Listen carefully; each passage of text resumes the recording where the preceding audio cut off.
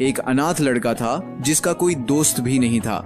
लेकिन एक दिन उसकी जिंदगी पूरी तरह से बदल जाती है जब उसकी मुलाकात एक बूढ़े आदमी से होती है जो उसे एक खास तलवार देता है और उसे नेक्स्ट किंग बनने के लिए कहता है। हमारी कहानी शुरू होती है एक ऐसे दुनिया में जो 2 पार्ट में बटी हुई है, एक व्हाइट लोगों का एरिया और एक ब्लैक लोगों का एरिया, और दोनों जगह के लोगों का मिलना मना है। हमारे हीरो का रंग एशियन है लेकिन वो ब्लैक रीजन के एक छोटे से गांव में रहता है। एक दिन वो डिसाइड करता है कि अब वो हंटर्स के साथ जंगल जाकर शिकार करेगा। लेकिन जैसे ही सब लोग जंगल जाने के लिए तैयार होते हैं, एक आदमी दौड़ता हुआ आता है और चिल्लाते हुए कहता है कि हम पे मॉन्स्टर्स का हमला हो गया है। ये सुनते ही सब लोग डर जाते हैं, लेकिन हंटर्स सबको कहते हैं कि अपने हथियार उठाओ और गांव की रक्षा करो। तभी एक आदमी हमारे हीरो से कहता है, तुम बच्चों को ले जाओ पहाड़ी पर और उन्हें एक गुफा के अंदर छुपा दो। विलेज की औरतें कहती हैं कि बच्चों का ख्याल रखना, बाकी हम यहाँ सब संभाल लेंगे। ये सुनकर बच्चे हमारे हीरो के साथ दौड़ना शुरू करते हैं पहाड़ी की तरफ। लेकिन विलेज में मॉन्स्टर्स का अटैक शुरू हो जाता है और वो बेचारे विलेजर्स को मारने लगते हैं। भागते टाइम एक बच्चा गिर जाता है तो हमारा हीरो तुरंत पीछे जाकर उसकी हेल्प करता है। लेकिन जैसे ही वो मदद करता है, आगे से एक सेंटीपीड मॉन्स्टर उनके रास्ते को ब्लॉक कर देता है। मॉन्स्टर तुरंत एक बच्चे को खा जाता है और हमारा हीरो कुछ रिएक्ट भी नहीं कर पाता है। वो खड़ा होकर लड़ने की कोशिश करता है लेकिन उसकी तलवार का मॉन्स्टर की मोटी चमड़ी पर कोई असर नहीं पड़ता। ये देखकर वो मॉन्स्टर को गाली देता है और दूसरे बच्चे को कहता है कि तुम भाग जाओ, मैं। लेकिन मॉन्स्टर दोबारा पीछे आ जाता है और अटैक करने ही वाला होता है। तभी दूसरा लड़का अपने आप को कुर्बान कर देता है और मॉन्स्टर के सामने कूद जाता है। वो हमारे हीरो से कहता है कि मेरी छोटी बहन को बचा लेना। हमारा हीरो आखिरकार गुफा तक पहुंचता है लेकिन जहर अपना काम कर चुका होता है और छोटी लड़की मर जाती है। ये देखकर वो अंदर से टूट जाता है। वो रो रो कर उस लड़की का चिल्लाता है, लेकिन वो जाकर देखता है कि पूरा गाँव खत्म हो चुका है और सब लोग मर चुके हैं और अब सिर्फ वो अकेला जिंदा बचा है। वो अंदर से टूट चुका था और हार मान चुका था, इसीलिए वो तेज बारिश में सुबह तक विलेजर्स के लिए एक बड़ा सा कब्र खोदने लगता है। तभी सुबह एक बूढ़ा आदमी आता है जिसका नाम है स्कीयर्स और उससे पूछता है कि तुम क्या कर रहे हो। हमारा हीरो से बताता है कि कैसे मॉन्स्टर्स ने गांव पे अटैक किया और कहता है कि आसपास के सारे गांव भी बर्बाद हो चुके हैं और अब जब उसके पास कहीं और जाने की जगह नहीं बची तो वो सब लोगों के लिए कब्र खोद रहा है। बूढ़ा आदमी उसकी हालत देखकर हमारे हीरो को एक टुकड़ा ब्रेड जाता है। फिर दोनों बातचीत करते हैं डार्कनेस के किंग के बारे में जो उनके दुनिया पर राज करता है। हमारे हीरो को समझ नहीं आता कि वो किंग मॉन्स्टर्स को ऐसे खुला क्यों छोड़ रहा है। स्कीयर्स कहता है कि शायद किंग के पास कोई रीजन हो सकता है, लेकिन हमारा हीरो कहता है कि किंग को सही चीजों की चिंता करनी चाहिए। मेरे लिए सही चीज है कि सब लोग खुश रहे। थोड़ी देर बातचीत के बाद हमारा हीरो चुपचाप वापस मिट्टी खोदने लगता है और कहता है कि मैं तब तक खोदता रहूंगा जब तक सूरज की रोशनी कब्र के नीचे तक ना पहुंच जाए। स्कीयर्स उसके इरादे से इम्प्रेस हो जाता है और अचानक उसकी तरफ एक तलवार फेंकता है और कहता है लड़ो।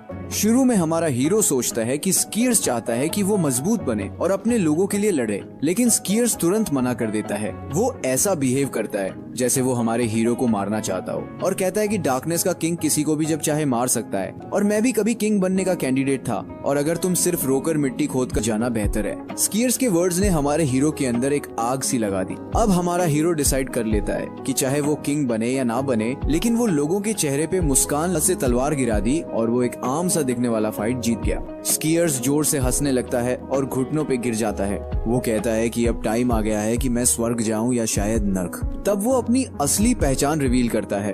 वो असल में कैपिटल का एक नोबल था। वो हमारे हीरो से कहता है कि मेरी तलवार ले लो और कैपिटल जाओ। जो भी इस तलवार को पकड़ता है उसे इस फैमिली का हेड माना जाता है और जब तुम वहाँ पहुँचो तो तुम्हें अपने आप को डार्कनेस का प्रिंस कहना होगा, यानी डार्कनेस के किंग का सही वारिस। फिर वो बताता है कि वहाँ एक नाइट होगा जिसका नाम होगा वालस। अगर तुमने उसे अपनी तलवार की कला से इम्प्रेस कर लिया तो वो तुम्हें अपना लेगा। वो कहता है कि ये दुनिया टूट चुकी है और सिर्फ तुम ही हो जो इसे ठीक कर सकते हो। जैसे ही स्कीयर्स मरने लगता है, हमारे हीरो की आंखों से आंसू गिरने लगते हैं और तभी कुछ अजीब होता है। एक रोशनी की लहर उसके शरीर में एंटर करने लगती है। वो रोशनी इतनी तेज होती है कि स्कीयर्स की बंद आंखें भी एक पल के लिए खुल जाती हैं और एक हल्का सा मुस्कान लेकर स्कीयर्स हमेशा हमेशा के लिए सो जाता है, अपनी जिंदगी और जिम्मेदारी हमारे हीरो को देकर। अब तक की ये पूरी कहानी सिर्फ एक हिस्से में, जब मॉन्स्टर से लड़ाई खत्म हो जाती है, सब लोग अपने अपने घर लौट जाते हैं। फायोस और शिमा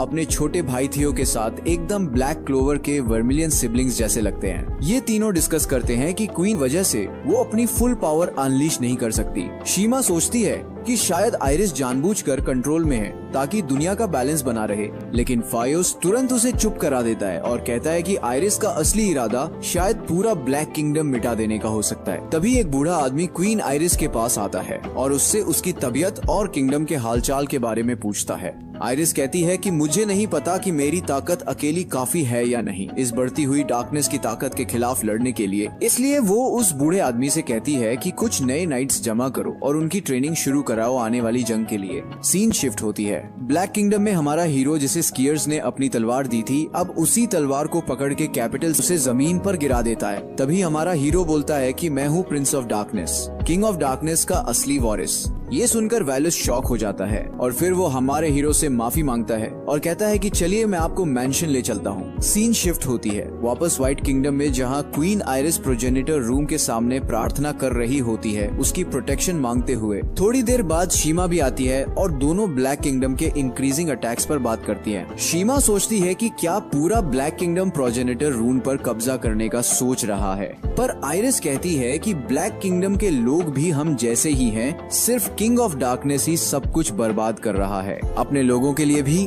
और दुनिया के लिए भी। इसके बाद आयरिस कहती है कि मुझे पूरा विश्वास है कि आने वाला नया किंग ऑफ डार्कनेस इस दुनिया को बैलेंस करके रखेगा। तभी वहाँ एक नाइट भागता हुआ आता है और एक खौफनाक न्यूज देता है कि बॉल ने हम पर हमला कर दिया है। ये सुनकर आयरिस तुरंत कमांड देती है शीमा और फायोस को अपने टोप्स रेडी करने के लिए। आयरिस अपने एंजल जैसे पंख फैलाकर वेस्ट की तरफ उड़ जाती है, जबकि फ्यूज अपनी आर्मी को कमांड देता है कि अपनी पोजीशंस ले लो और शीमा टेलीपैथिकली अपने मेजेस को ऑर्डर देती है कि बैटल पोजीशन ले लो। दूसरी तरफ बॉल एक खतरनाक मॉन्स्टर है जिसकी बॉडी लोहे जैसी स्ट्रॉन्ग है और आसमान में उड़ने वाले बड़े पंख हैं। वो ऊपर से लोगों की अफरा तफरी देख के मुस्कुरा रहा होता है, मानो जैसे सब कुछ एक गेम हो उसके लिए। बॉल लोगों को थोड़ा वक्त देता है ताकि वो अपनी डिफेंसेस रेडी कर सके। फिर वो आसमान की तरफ उड़ जाता है और देखता है कि टेम्पल के पास कई मेजेस इकट्ठा हो चुके हैं। वो मेजेस अपनी पावरफुल मैजिकल अटैक्स लॉन्च करते हैं, लेकिन बॉल की लोहे जैसी बॉडी पर वो सिर्फ बारिश की छींटों जैसे लगते हैं। बिना किसी हेजिटेशन के बॉल पूरा टेम्पल उड़ा देता है अंदर के सभी मेजेस के साथ। नीचे नाइट्स एरो फायर करते हैं, लेकिन वो एरोस बॉल को सिर्फ जरा सा स्क्रैच देते हैं, पर इतना काफी होता है बॉल का अटेंशन खींचने के लिए। गुस्से से भरकर बॉल उन पर पैर रखने जाता है उन्हें कुचलने के लिए, लेकिन तभी अटलांटिया एल्विन लीडर सामने आती है और नाइट्स को ऑर्डर देती है कि वो लोगों को किसी सेफ जगह पर ले जाए और कहती है कि बॉल को मैं रोक लूंगी। सीन शिफ्ट होती है फायोस और शीमा की तरफ जो बॉल का सामना करने निकल रहे होते हैं। तभी एक सोल्जर भागकर आता है और कहता है कि डार्कनेस के नाइट्स सामने दिखे हैं, वो बॉल के अटैक का यूज हमें डिस्ट्रैक्ट करने के लिए कर रहे हैं। फायोस तुरंत अपना प्लान चेंज करता है और अपने नाइट्स को ऑर्डर देता है कि डार्कनेस के नाइट्स को खत्म करो। जब वो आगे बढ़ते हैं तो दो नाइट्स मिलते हैं जो कहते हैं कि वो लोग भगोड़े हैं जिन्होंने युद्ध छोड़ दिया है। फायोस उन्हें ऑर्डर देता है कि अपनी तलवारें जमीन पर फेंको और घुटनों के बल बैठ जाओ। वो दोनों शांति से उसका ऑर्डर मान लेते हैं। वो कहते हैं कि हम गरीब लोग हैं जो जबरदस्ती युद्ध में खींच लाए गए, लेकिन अचानक डार्क एनर्जी उनके आसपास मंडराने लगती है। वो तुरंत अपनी सोर्ड्स उठाते हैं और अटैक कर देते हैं। उसके बाद और भी ब्लैक नाइट्स सामने आ जाते हैं और सब मिलकर व्हाइट नाइट्स पर अटैक करने वाले होते हैं। व्हाइट नाइट्स भी तैयार हो जाते हैं एक जबरदस्त बैटल के लिए। सीन वापस शिफ्ट होती है अटलांटिया की तरफ, जो 3 एलिमेंटल स्पिरिट्स को कमांड देती है कि वो एक साथ मिलकर बॉल पर अटैक करें। स्पिरिट्स फायर, विंड और वाटर का यूज करके एक पावरफुल अटैक लॉन्च करते हैं, लेकिन बॉल पर उसका कोई असर नहीं होता है। इसके बदले में बॉल ब्रूटल तरीके से स्पिरिट्स को मार गिराता है। ये देखकर अटलांटिया शॉक्ड रह जाता है। वो सोचता है कि ये तो इनविंसिबल मॉन्स्टर है। वो सोचता है कि अब सब कुछ खत्म है। तभी क्वीन आयरिस नीचे लैंड करती है। वो देखती है गिरे हुए मेजेस जो लोगों को बचाते हुए अपनी जान दे चुके होते हैं। ये देखकर उसे काफी गुस्सा आ जाता है और आयरिस तुरंत बॉल पर अटैक करती है। अपनी स्वॉर्ड और मैजिक का कॉम्बो यूज करते हुए अटैक्स पावरफुल होते हैं, लेकिन बॉल के मेटालिक बॉडी पर उसका कोई इफेक्ट नहीं पड़ता। तो आयरिस डिसाइड करती है कि वो प्रोजेनिटर रून से और ज्यादा पावर खींचकर यूज करेगी, लेकिन तभी अटलांटिया उसे याद दिलाता है कि तुम लिमिट के ऊपर नहीं जा सकती, वरना दुनिया का बैलेंस टूट जाएगा। आयरिस रुक जाती है और अटलांटिया अपने बचे हुए स्पिरिट्स भेजता है आयरिस को सपोर्ट देने के लिए, लेकिन तभी एक अजीब ट्विस्ट आता है। बॉल अचानक बैटलफील्ड से जाने लगता है। इसके बाद सूरज उगता है और व्हाइट नाइट सर्वाइवर्स की मदद के लिए पहुंचते हैं। आयरिस सबके लिए प्रे करती है। सीन शिफ्ट होती है ब्लैक किंगडम के इंपीरियल पैलेस में, जहां एक मॉन्स्टर वैलुस से मिलता है और पूछता है कि किंग कहाँ है, मुझे उनसे बात करनी है। मेरे काफी लोग इस युद्ध में मारे गए, वो गुस्से से कहता है कि हम ब्लैक नाइट्स कोई पागल लोग नहीं हैं जो सिर्फ युद्ध करते हैं बिना सोच समझ के। लेकिन तभी डार्क एनर्जी उस मॉन्स्टर को घेर लेती है और उसका गला दबा के मार डालती है। हमें पता चलता है कि ये कोई और नहीं बल्कि डार्कनेस का असली किंग है जो अपने पैलेस में आ चुका है। डार्कनेस का किंग गुस्से में कहता है कि मुझे रोशनी से नफरत है, मैं चाहता हूँ कि पूरी दुनिया अंधेरे से ढक जाए। उसके अकॉर्डिंग धरती पर अंधेरा और आसमान में रोशनी साथ नहीं रह सकते और जब तक वो स्काई के सब लोगों यानी व्हाइट किंगडम के सभी लोगों को मिटा न दे वो चैन से नहीं बैठेगा। लेकिन उससे पहले उसे दुनिया के सबसे बड़े ईगोइस्ट बॉल से निपटना होगा। सीन शिफ्ट होती है। वालास के घर पर वो वापस आता है और देखता है कि प्रिंस ऑफ डार्कनेस यानी हमारा हीरो उसका इंतजार कर रहा है। हमारा हीरो उससे पूछता है कि तुम कहाँ थे। वालास कामली कहता है कि मैं इंपीरियल पैलेस में था क्योंकि मैं किंग और उसके सक्सेसर और आपके लिए काम करता हूँ। ये सुनकर हमारा हीरो क्लियरली समझ जाता है कि वालास ट्रूली लॉयल है उसके लिए और किंग के लिए। वो वालास से कहता है कि मैं कल से स्वॉर्ड्समैनशिप प्रैक्टिस शुरू करना चाहता हूँ क्योंकि किंग बनने के लिए तलवार चलाना आना जरूरी है। वालास अग्री करता है लेकिन पहले एक किताबों का ढेर उसके सामने रखता है और कहता है कि सिर्फ तलवार चलाना काफी नहीं होता है। एक किंग को गवर्नमेंट चलाना, लोगों को खाना देना और अपनी स्पीच पावरफुल बनानी भी आनी चाहिए। वो कहता है कि कल से स्वॉर्ड ट्रेनिंग शुरू होगी लेकिन आज से तुम इन बुक्स को पढ़ो। हमारा हीरो बुक्स उठाता है और पढ़ना शुरू कर देता है। उसके बाद दिन बीतने लगते हैं। हमारे हीरो का रूटीन बन जाता है, सुबह बुक्स पढ़ना और दिन में वालास के साथ स्वॉर्ड प्रैक्टिस करना। कुछ दिनों बाद वालास उसे देखता है और कहता है कि तुम पहले से ज्यादा पावरफुल बन चुके हो। लेकिन अभी भी हमारा हीरो फुली सेटिस्फाइड नहीं था। उसका एक ही गोल था, वालास के लेवल तक पहुंचना या उससे भी आगे बढ़ना। तभी वालास उसे एक पुरानी संदूक दिखाता है जिसमें स्कीयर्स के वो कपड़े होते हैं जो वो अपने जवानी के दिनों में पहनते थे। वालास कहता है कि अगर तुम इन कपड़ों का सही इस्तेमाल करो तो स्कीयर्स की आत्मा को भी काफी अच्छा लगेगा। सीन शिफ्ट होती है। एक सुनसान जमीन पर वहाँ पेट्रोलिंग कर रही होती है लेडी ग्रोजा, एक हॉर्न्ड वॉरियर। वो अपने नाइट्स के साथ डेजर्ट में किसी चीज की खोजबीन कर रही होती है लेकिन वो गर्मी से परेशान होकर बैठ जाती है और कंप्लेन करती है कि मैं थ्रोन की सक्सेसर हूँ। मुझे ऐसे बेकार जगह पर क्यों भेजा गया है जहाँ कुछ होता ही नहीं है। तभी एक नाइट चिल्लाता है, मॉन्स्टर्स। स्काई में मॉन्स्टर्स दिख रहे हैं। ग्रोजा तुरंत खड़ी हो जाती है और अपने आप को प्रूव करने के लिए वो अपनी फुल पावर रिलीज करती है और एक ही झटके में पूरे मॉन्स्टर के ग्रुप को राख बना देती है। नाइट्स उसकी तारीफ करते हैं और वो उनकी तारीफों से खुश हो जाती है। लेकिन तभी एक मॉन्स्टर चुपके से पीछे से अटैक करने आता है। लेकिन तभी अचानक हमारा हीरो वहाँ आता है और एक ही क्लीन स्ट्राइक में मॉन्स्टर को काट डालता है। वो उससे कहती है, थैंक्स, तुमने मुझे बचा लिया। और वो बस हल्का सा मुस्कुराता है और कहता है, मैं बस इतना ही चाहता था कि तुम सेफ रहो। उसका एक स्माइल ही ग्रोजा के दिल को पिघला देता है। ग्रोजा का चेहरा लाल पड़ जाता है और वो ऑकवर्डली कुछ भी बोलने लगती है। उसे कुछ समझ ही नहीं आता। तब तक हमारा हीरो वहाँ से जा चुका होता है। ग्रोजा वहीं खड़ी रह जाती है, उसकी तरफ देखती हुई जैसे वो उसे दोबारा कभी नहीं देख पाएगी। तभी उसके नाइट्स उसे जगाते हैं और पूछते हैं कि क्या तुम्हें उससे कुछ कहना था। तो वो तुरंत उसके पीछे चिल्लाती है, हे, हम तुम्हें ही ढूंढ रहे थे। बाद में वो एक रेस्टोरेंट में जाते हैं। वहाँ वो उससे बताती है कि पैलेस चाहता है कि तुम बाकी के सक्सेसर्स के अगेंस्ट कम्पीट करो। अगर वो फर्स्ट रैंक पे आता है तो उसे मिलेगी ग्रेट सॉर्ड ऑफ ब्लैक और उसे ऑफिशियली एक ट्रू प्रिंस ऑफ डार्कनेस माना जाएगा। जब वो ये सब बोल रही होती है तो वो देखती है कि हमारा हीरो कैसे प्यार भरी नजर से स्कीयर्स की तलवार को देख रहा होता है। उस मोमेंट में उसे समझ आता है कि इस सोर्ड का उसके लिए कितना गहरा मतलब है। लेकिन उसी रेस्टोरेंट के दूसरे कोने में एक लाल बाल वाला लड़का सब कुछ सुन रहा होता है और वो clearly great sword of black के बारे में चिंतित दिख रहा होता है। सीन शिफ्ट होता है किंगडम ऑफ व्हाइट्स में, जहाँ आयरिस अपने थ्रोन पे अकेली बैठी होती है और कल जो हुआ था उसके बारे में सोच रही थी। तभी शिमा रूम में एंटर करती है और उससे कहती है कि मैं जा रही हूँ कल के बर्बाद हुए एरिया के रिकंस्ट्रक्शन का काम देखने के लिए। जब शिमा देखती है कि आयरिस अभी भी सोची जा रही थी तो वो सोचती है कि क्या इसके पहले वाली क्वीन भी ऐसी ही थी। लेकिन फिर वो अपना काम करने निकल जाती है और आयरिस अकेली थ्रोन रूम में रह जाती है।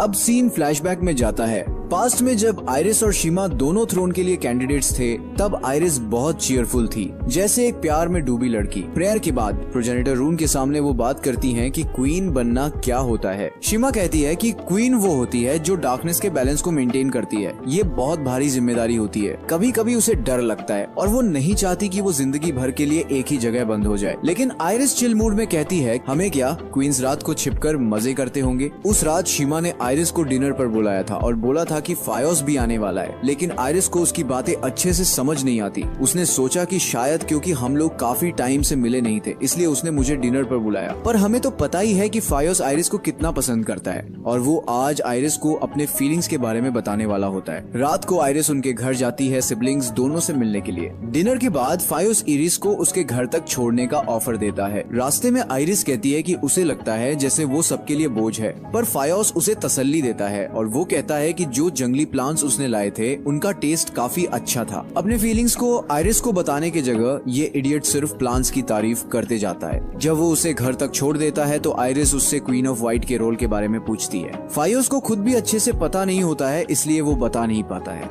इसके बाद आयरिस उसे घर तक छोड़ने के लिए थैंक्स कहती है और तय करती है कि वो खुद ही समझने की कोशिश करेगी। इसके कुछ दिन बाद वो एक क्लिफ के किनारे पर खड़ी होती है, शांत बादलों को दूर तक देखती है। उसे पता है कि जब वो क्वीन बन जाएगी तो ये नजारा एक नए मायने रखेगा। तभी अचानक वो देखती है कि एक डार्क एनर्जी किंगडम में घुस जाती है। वो सोल्जर्स को बताने के लिए दौड़ती है, लेकिन उससे पहले ही वो डार्क एनर्जी उसे घेर लेती है, पर वो घबराती नहीं है बल्कि अपने मैजिक से उसे हटा देती है। आसमान चमकने लगता है रोशनी रंगों से और एक आवाज ऊपर से सुनाई देती है। ये आवाज शायद प्रोजेनिटर रून की होती है। आवाज अनाउंस करती है कि आयरिस क्वीन बनने वाली है। आवाज उसे वार्निंग देती है कि उसे अकेलापन झेलना पड़ेगा और उससे डार्क एनर्जी से लड़ना होगा। आयरिस जिम्मेदारी को स्वीकार करती है और कसम खाती है कि वो व्हाइट किंगडम की रक्षा करेगी और डार्कनेस के बैलेंस को बनाए रखेगी। उसी दौरान हमारा हीरो ग्रोजा द्वारा रखवाए गए कंपटीशन में भाग लेता है जहां नए किंग का सिलेक्शन होना है। जो जीतेगा उसे ग्रेट सॉर्ड ऑफ ब्लैक भी मिलेगा। अलग अलग कैंडिडेट्स एक अरीना में इकट्ठा होते हैं। सब लोग काफी एक्साइटेड होते हैं। ग्रोजा समझाती है कि हर कैंडिडेट को जेल में बंद मॉन्स्टर से लड़ना होगा। जो दो सबसे अच्छा परफॉर्म करेंगे उनके बीच फाइनल फाइट होगी। अगर किसी को लगे कि उसकी जान खतरे में है तो वो कंपटीशन छोड़ सकता है। इसके बाद कंपटीशन शुरू होता है और जेल का गेट खुलता है। उसमें से डरावने शेर जैसे मॉन्स्टर्स निकलते हैं। हर कैंडिडेट मॉन्स्टर से लड़ने के लिए दौड़ पड़ता है, लेकिन हमारा हीरो चुपचाप खड़ा रहता है। उसे अपने गांव की तबाही याद आती है। उसे पता चलता है कि ये वही मॉन्स्टर्स हैं जो उसके गांव को बर्बाद कर गए थे। वो अपने गुस्से का इस्तेमाल करता है और एक ही वॉर में मॉन्स्टर को खत्म कर देता है। एक और लड़की मॉन्स्टर पे अपने फायर मैजिक का यूज करती है, लेकिन मॉन्स्टर बच जाता है। मॉन्स्टर उस लड़की पर हमला करने के लिए लड़की की तरफ दौड़ता है और वो डर के मारे फ्रीज हो जाती है। ऐसा लगता है कि अब उसकी मौत तय है, लेकिन तब हमारा हीरो आगे बढ़ता है और मॉन्स्टर को मारकर जमीन पे गिरा देता है। पर सब लोग ये देखकर शॉक हो जाते हैं। वो सोचने लगते हैं कि उसने उस लड़की की मदद क्यों की। तभी एक और भी बड़ा मॉन्स्टर बैटलफील्ड पर आ जाता है। कुछ कैंडिडेट्स उस पर हमला करते हैं, लेकिन वो मॉन्स्टर उन सभी कैंडिडेट्स को मार डालता है। सिर्फ अडेल और हमारा हीरो ही चुप रहते हैं और समझदारी से काम लेते हैं। मॉन्स्टर एक और कैंडिडेट को पकड़ लेता है और उसका गला घोंटने लगता है।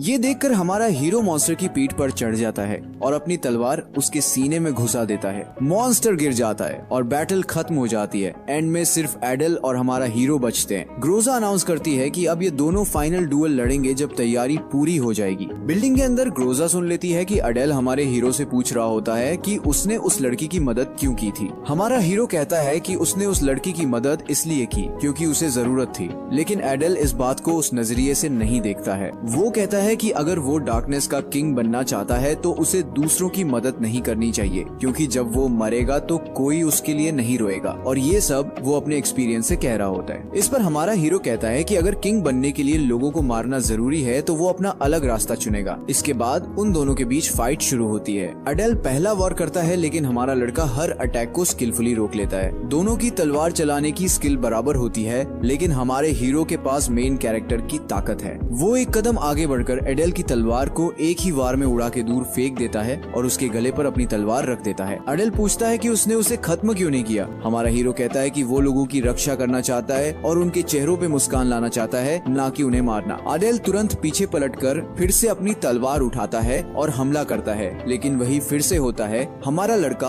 उसकी तलवार को गिरा देता है और फिर से उसके गले पे तलवार रख देता है। इस बार एडेल हार मान लेता है और अपनी हार स्वीकार करता है। इसके बाद ग्रोजा अनाउंस करती है कि अब हमारा हीरो ही डार्कनेस के के किंग का उत्तराधिकारी होगा और वो उसे नया प्रिंस अनाउंस करती है और उसे ग्रेट सॉर्ड ऑफ ब्लैक दिया जाता है जो कि उसके कपड़ों के रंग से परफेक्टली मैच करता है। जब वो बिल्डिंग के अंदर से गुजर रहा होता है तब एडल उसे अपना इंट्रोडक्शन देता है और उससे उसका नाम पूछता है, लेकिन हमारा नया प्रिंस कुछ नहीं कहता है। तभी उसकी मुलाकात वालुस से होती है जो कहता है कि उसके पास एक संदेश है जो व्हाइट किंगडम तक पहुंचाना है और किंग बनने वाले पहले और दूसरे ही वहां जा सकते हैं, वो भी प्रिंस बनकर। इसके बाद हमारा हीरो और बाकी दोनों लोग एक मैजिकल शिप पर चढ़ जाते हैं जो हवा में उड़ता है मैजिक से। ग्रोजा उससे कहती है कि सावधान रहना, क्योंकि सिर्फ प्रिंस होने का मतलब ये नहीं कि वो लोग वहाँ सेफ रहेंगे, क्योंकि दोनों किंगडम्स अब भी वॉर की स्थिति में हैं। आदेल उस लड़की ग्रोजा से सहमत होता है और हमारे हीरो की तरफ देखकर ग्रोजा से पूछता है कि क्या ये सच में ये काम करने लायक है, क्योंकि हमारा हीरो ज्यादा बात नहीं करता है और बोलने में तेज नहीं लगता, जबकि ये मिशन बहुत इम्पोर्टेंट है। एडल कहता है कि उनकी जान इस मिशन पर डिपेंड करती है और अगर कोई गलती हो गई तो सबकी मौत हो सकती है। आखिर में एडल ये सजेशन देता है कि वो खुद प्रिंस बनेगा और हमारा हीरो उसका बॉडीगार्ड बनकर साथ चलेगा। वो दोनों भी इस प्लान को मान जाते हैं और शिप आगे उड़ता रहता है। जैसे ही वो लोग व्हाइट किंगडम में पहुंचते हैं, फायोस सबसे पहले उनका स्वागत तलवार सीधा उनके चेहरे पर तानकर करता है। नेचुरली हमारा हीरो भी तुरंत अपनी तलवार निकाल लेता है, लेकिन इससे पहले कुछ हो एडल बीच में आके सिचुएशन संभाल लेता है। वो हमारे हीरो की तरफ से माफी मांगता है और कहता है कि एक बॉडीगार्ड का काम होता है कि वो अपने प्रिंस की रक्षा करे, और वैसे भी फायोस को पहले से ही उनके आने के बारे में पता होता है। हमारा हीरो एक स्क्रॉल निकालता है जिसमें ऑफिशियल संदेश होता है। फायोस का एक नाइट आगे बढ़कर वो स्क्रॉल ले लेता है। आदेल शांत रहता है और सबसे कहता है कि तलवारें नीचे करो, क्योंकि वो यहाँ झगड़ा शुरू करने नहीं आए हैं और वैसे भी फायोस के पास ये हक नहीं है कि वो उन्हें यहाँ से भगा दे।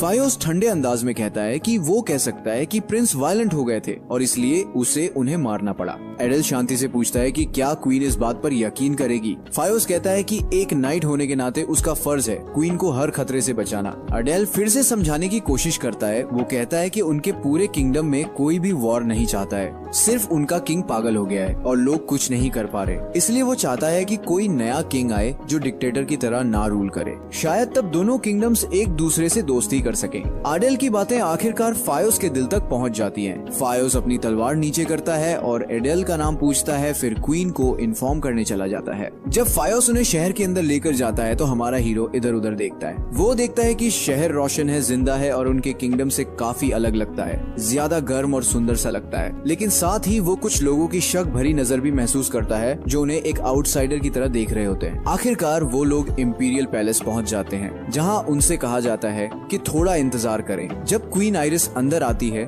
तो उस पल सब कुछ रुक सा जाता है हमारे हीरो के लिए। उसकी नजर आइरिस से मिलती है और वो उससे नजर हटा नहीं पाता। एडेल झुक जाता है और अपना इंट्रोडक्शन देता है और कहता है कि वो किंग ऑफ डार्कनेस का लेटर लेकर आया है। आइरिस कहती है कि उसने लेटर पढ़ लिया है, लेकिन उसे समझ नहीं आता कि उनका किंग अलायंस क्यों चाह रहा है, जब दोनों के बीच कभी अच्छे रिश्ते रहे ही नहीं है। आदेल कहता है कि अब उनका दुश्मन एक है। वो बॉल की बात कर रहा होता है और कहता है कि अब उन्हें उससे मिलकर निपटना होगा। आइरिस मान जाती है क्योंकि बॉल दोनों तरफ के लोगों के लिए खतरा है, लेकिन वो कहती है कि जैसे ही बॉल को हरा दिया जाएगा, किंग ऑफ डार्कनेस उसके किंगडम पर हमला करेगा। हमारा हीरो धीरे से कहता है कि वो तभी होगा जब तक अब वाला किंग रहेगा। अडेल समझाता है कि उनका किंग जल्दी ही चेंज होने वाला है और किंगडम ऑफ ब्लैक्स अब सच में शांति चाहता है। आइरिस के एडवाइजर इस बात पर विश्वास नहीं करता है, लेकिन आखिरी फैसला तो आइरिस का ही होता है। आइरिस कुछ देर सोचती है और कहती है कि वो जवाब कल देगी। अगले दिन सुबह शीमा थ्रोन रूम में आइरिस से मिलने आती है, लेकिन क्वीन वहाँ नहीं होती। उसकी जगह फायोस थ्रोन पर आराम से बैठा होता है। वो शीमा को एक मैसेज दिखाता है जो डार्कनेस के किंग ने भेजा होता है और शीमा तुरंत समझ जाती है कि आइरिस अब डार्क नाइट्स के साथ मिलकर बॉल से लड़ने जा चुकी है। अब एडेल और हमारा हीरो अभी यहाँ मेहमान के रूप में रुके हुए हैं और फायोस इंश्योर कर रहा है कि वो कोई दिक्कत ना खड़ी करे, लेकिन उसने ऑब्जर्व किया है कि वो दोनों बुरे लोग नहीं लगते। शीमा सोचती है कि जब तक वो उनसे खुद ना मिले तब तक वो उनके बारे में कुछ कह नहीं सकती, इसलिए वो डिसाइड करती है कि वो बाद में उनसे जरूर मिलेगी।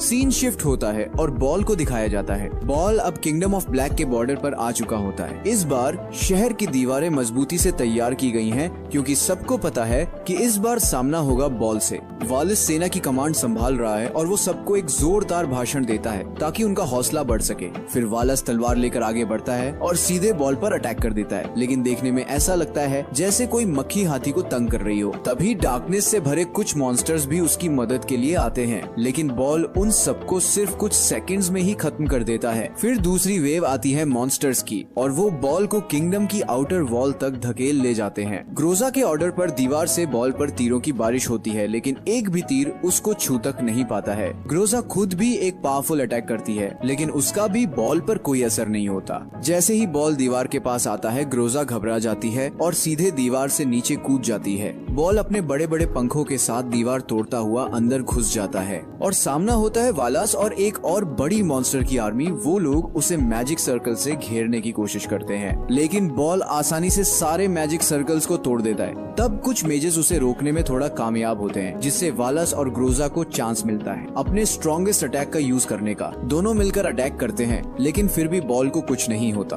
बॉल इतनी जोर से गरजता है कि सब लोग फ्रीज हो जाते हैं। सब लोग डर के मारे हिल तक नहीं पाते। अब बॉल एनर्जी इकट्ठी करता है एक आखिरी वॉर के लिए, सबको खत्म करने के लिए, लेकिन तभी किंग ऑफ डार्कनेस वहाँ आ जाता है और बॉल का अटैक रोक देता है। किंग तुरंत अपने लोगों को सुरक्षित जगह भेजता है और बॉल को डार्कनेस की पावर से घेर लेता है और एक जबरदस्त अटैक करता है, लेकिन उसका अटैक भी बॉल को खत्म नहीं कर पाता। जैसे ही बॉल अगला हमला करने वाला होता है, आइरिस वहाँ आ जाती है और अपनी मैजिक से बॉल को जकड़ लेती है। अब दोनों डार्क किंग और आइरिस मिलकर बॉल को एक पहाड़ के अंदर ले जाते हैं जहाँ लावा उबल रहा होता है। वो दोनों मिलकर वहीं बॉल को उस पहाड़ में सील कर देते हैं ताकि बॉल हमेशा के लिए अंदर जलता रहे। जब बॉल को हरा दिया जाता है तो आइरिस डार्क किंग की तरफ एक गहरी नजर से देखती है, जैसे वो कुछ कहना चाहती हो, लेकिन फिर वो बिना कुछ बोले वापस अपने व्हाइट किंगडम चली जाती है। थोड़ी देर बाद फायोस एडेल और हमारे हीरो को अपनी बहन शीमा से मिलवाता है। एडेल उसे इम्प्रेस करने की कोशिश करता है और उसकी सुंदरता की तारीफ करता है,